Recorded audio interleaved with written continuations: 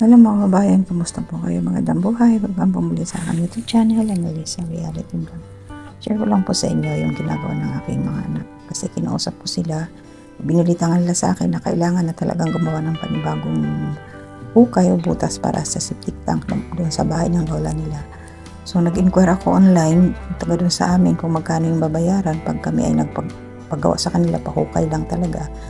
Pumapatak po na 3,500 per square meter po ang charge nila. Isang ano pa lang yun, kumbaga isang square meter pa lang yun, no? So syempre baka times 2 times 3 or 4 pa kasi kailangan medyo malaki at malalim.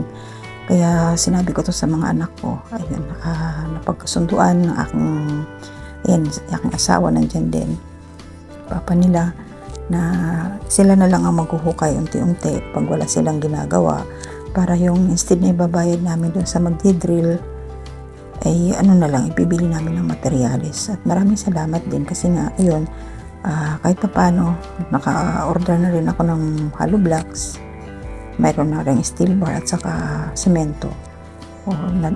Kunti na lang ang idadagdag, yung buhangin na lang at saka yung mga pang ano dyan, yung yero, pang bubong.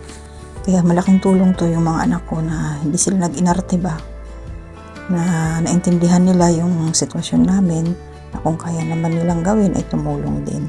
Kaya itong aking anak na dalaga, umuwi yan ng Sabado para makatulong din siya dyan kahit papano. Katrabaho na kasi yan eh.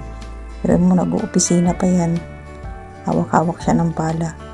Walang arte-arte, gusto niya talaga makatulong eh. Tulungan yung mga kapatid niya at saka yung papa niya. Kaya natutuwa ako sa aking pamilya ba na hindi nila ako hinahayaan lang. Kasi kung iba pa yan, sabihin na, order ka na lang ma. Nakakapagod yung mga ganun. Pero hindi sila ganun. Kasi nga alam nila kung ano pa yung mga pangangailangan namin. Na marami kaming kailangan na pwede pa nilang doon namin magamit yung pera. Tulad nyo, syempre, ang laki kaya ng gastos ng paggawa ng septic sa inyo. Mga pabayan, magkano po ba? Pagpapahukay lang. Kasi sa amin mahal. Tapos yung labor pa pala doon sa amin, mga panday, yung gagawa, nasa 600 na po yung isang araw. Biruin nyo. So mabuti nila yung asawa ko, marunong siya mag-asintada, mag-hollow blocks. Kaya sila lang yan mag-anak. Mga anak ko, asawa ko ang gagawa. Pero ang sabi ko naman, kumuha ng tutulong once na maglalagay na talaga ng hollow blocks sa ilalim. Para yung isang tao yun ang nasa baba. Tapos yung asawa ko na lang ang tutulong sa taas. Paghalo-halo. Yung malaking tulong talaga sila para sa akin dahil magaan ang buhay pag tulong-tulong ang pamilya. Yung hindi lang isa ang aasahan mo. Ayan, bayanihan talaga. Maganda yan training para sa kanila na alam nila kung paano magtrabaho. Kapag nagkaroon na ng sariling pamilya, at least meron na silang idea na kung kayang gawin, di magtulungan na lang.